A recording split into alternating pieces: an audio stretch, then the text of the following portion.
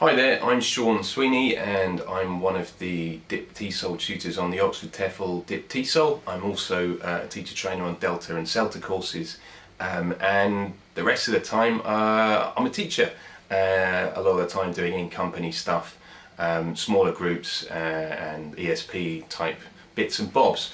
It's a beautiful day here in Barcelona, and no doubt it'll be a beautiful day when it comes to the Innovate ELT Conference 2018 this year, at which event I hope to see many of you. There's still a few tickets left, so if you haven't managed to get hold of some yet, or if you're still dilly-dallying and wondering whether you should come, I strongly recommend it. Get yourself online and try and grab those last tickets that are going. I'm going to be doing a talk, well, a lesson really. It's going to be a lesson with learners and a lot of people observing. I'm trying not to think about it too much and get myself into a sort of nervous mess, but what's it all about? That's what I'd like to talk about in this video. It's about listening. That's one of the areas I'm very interested in, and the talk is called, let me check my notes, Getting Better at Listening Just for the Fun of It. So the Innovate ELT conference this year, the theme is fun, struggle and delight, if I'm not wrong. So how does my talk fit into that theme? I guess something about struggle is how listening and getting better at listening can be a bit of a struggle for students and also for teachers, you know. Apart from giving lots of more practice, sometimes I think teachers are a bit at a loss as what exactly to do. We like to talk about developing rather than testing listening skills, but sometimes, you know, how does that translate into the classroom? What exactly can we do to develop people's listening skills? And that's what I'd like to show a little bit in the lesson that I'll be doing.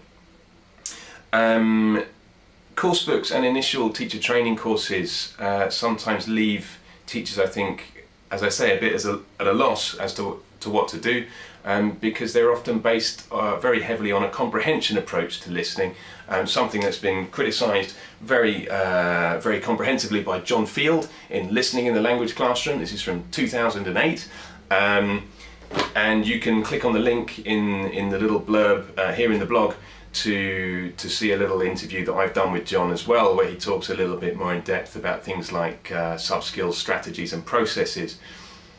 Something that's often overlooked, I think, is the automatic processes that underlie listening. Essentially, we're talking about decoding. What does that mean? Well, it's that picking out individual words from the speech stream.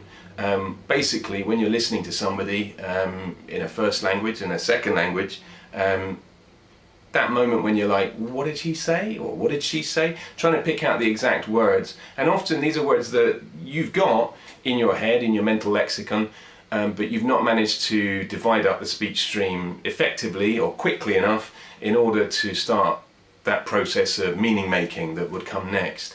The subtitle of the talk is Just for the Fun of It, because fun sounds a bit like fun, and that's me trying to get in with the theme of the year. But something else that comes in a lot here is phonology, receptive phonology. And people like Richard Caldwell, is that in shot? There we go, Richard Caldwell with Phonology for Listening. This is from 2013, 5 years ago now. And he's got a new book out this year, which I'm waiting for in the post, which is, what is it, a syllabus for listening, based again on decoding and a lot of phonology work. So, is that it? Let me check my notes. If you want to look at a few other ideas about how I've put into practice or tried to put into practice some of these theoretical concepts, have a look on Teacher Development Lab, TD Lab WordPress blog, where there's a few lesson plans and things, and I'll be demonstrating some of these at Innovate ELT. So, to wrap up, I'm delighted, it'll be fun, and you should definitely come along and watch me struggle my way through a little 60-minute lesson, and there'll be lots of chat and discussion. I love this conference. The last time I went was a couple of years back, and I'm delighted to be speaking this time around, and like I say, hope to see a lot of you there.